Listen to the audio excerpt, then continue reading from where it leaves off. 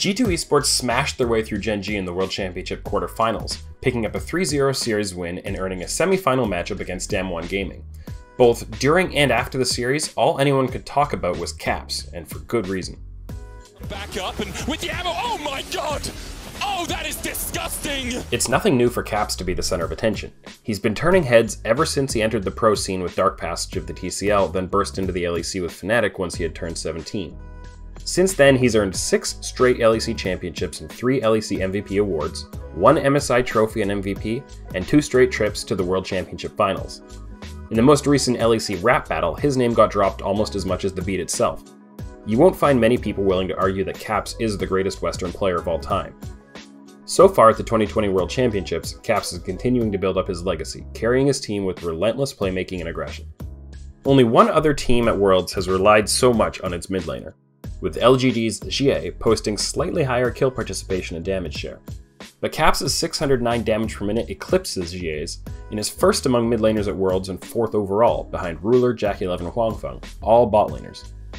Caps doesn't demand that his team play around him either. He's tied for 8th among mid laners in CS share post 15 minutes, with more farm being funneled into perks.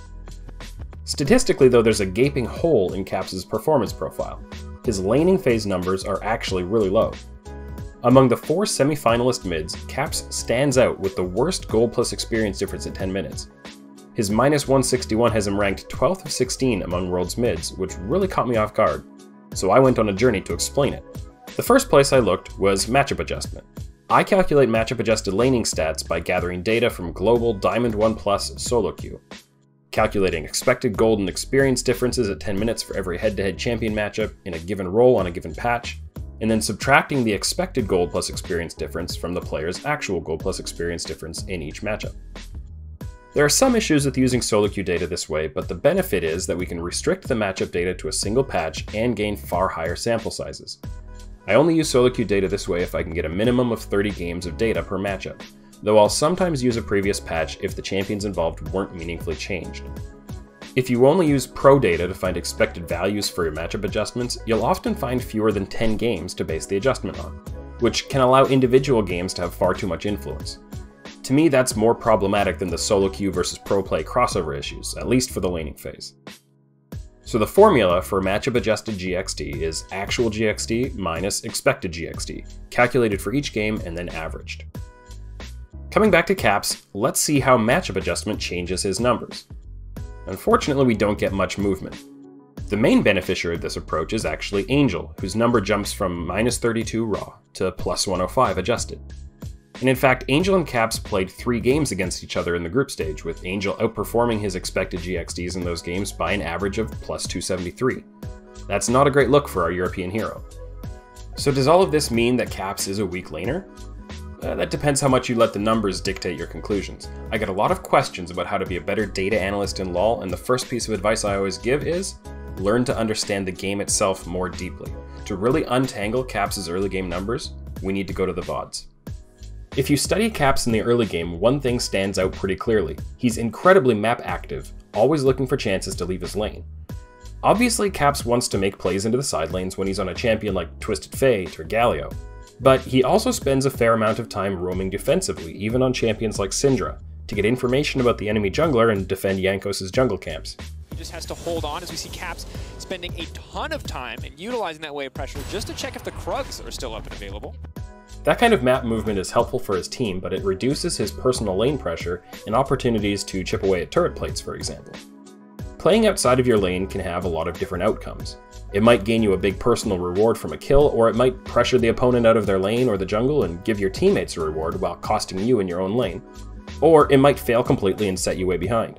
Caps caught out by 2, nowhere for him to go. The Emperor slides in and gets his first kill of the series. In other words, the more a mid laner plays the map, the more risk they take on of falling individually behind, even if they put their team ahead.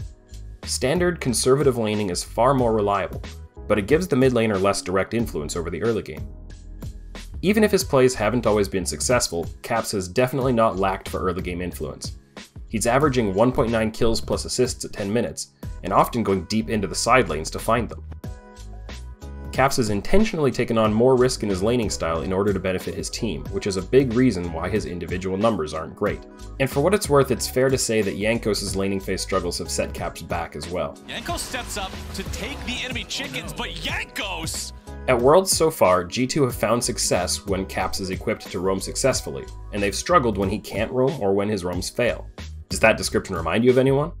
Maybe I'm reaching a little, but I don't think it's unreasonable to claim that Caps learned some things from Doinby in G2's loss to FPX at the 2019 World Finals, and has incorporated that mindset into his game ever since he returned to the mid lane for the 2020 Summer Split.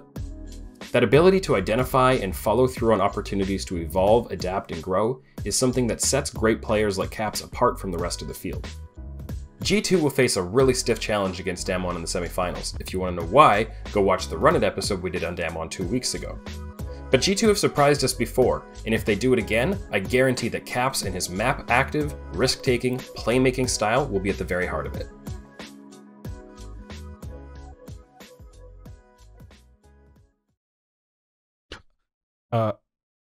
Hello? Oh, sorry, I drifted off in the middle of filming these. It's the middle of the night here in